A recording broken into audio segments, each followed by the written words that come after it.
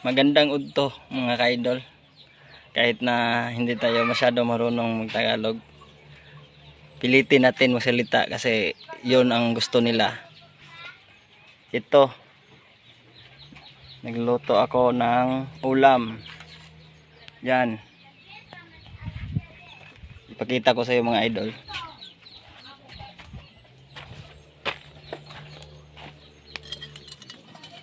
Ito ay nilagang ulo ng baboy.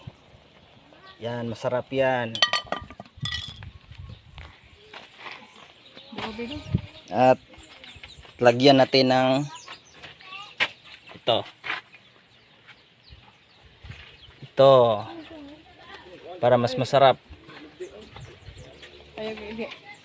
Hindi uso yan dito sa Cebu. Sa Bacolod lang yan. Pero magluto tayo dito sa Cebu. Ilagay na natin mga idol.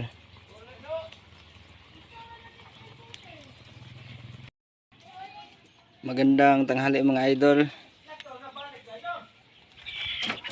Nagluluto tayo ng ulam.